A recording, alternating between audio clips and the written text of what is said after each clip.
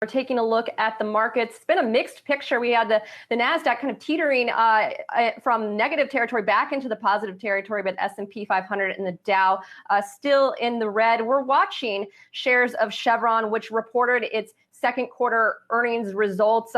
Shares are off more than 4.5% after the oil giant reported a loss of $8.3 billion for the second quarter. But we're joined now by Chevron's Chief Financial Officer, Pierre Breber, who's going to also outline a plan that Chevron has going forward.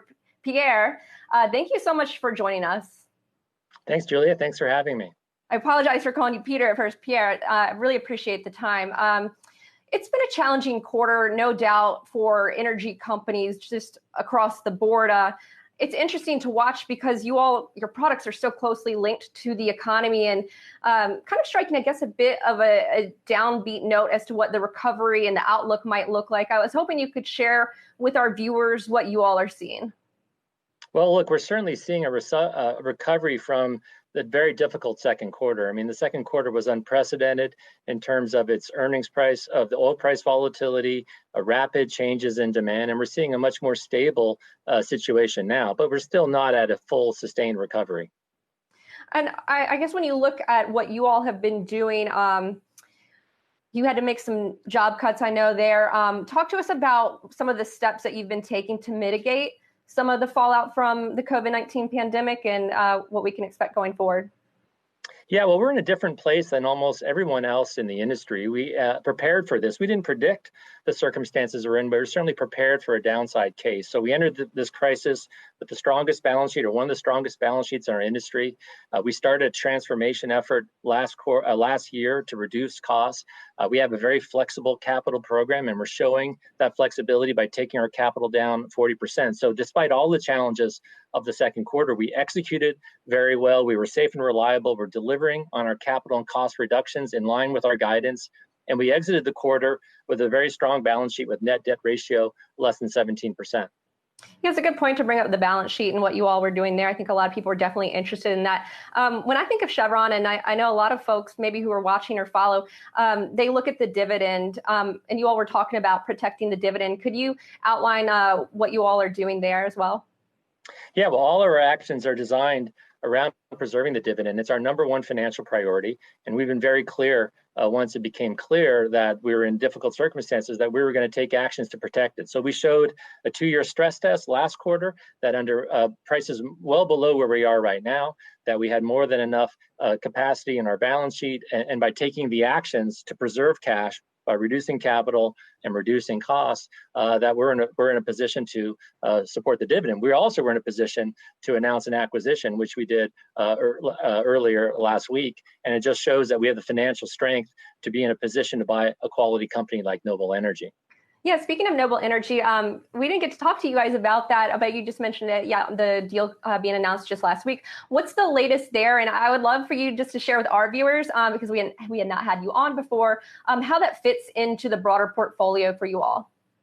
Yeah, well, they have very high quality assets. They're in the Eastern Mediterranean with a natural gas asset. They're in the U.S. in the Permian, which is a bolt-on to our position, and in Colorado in what's called the DJ Basin. So they have a number, and they're in West Africa. So their assets fit very well for a global company like ourselves. We can manage those assets very effectively. It's a transaction that's good for both shareholders.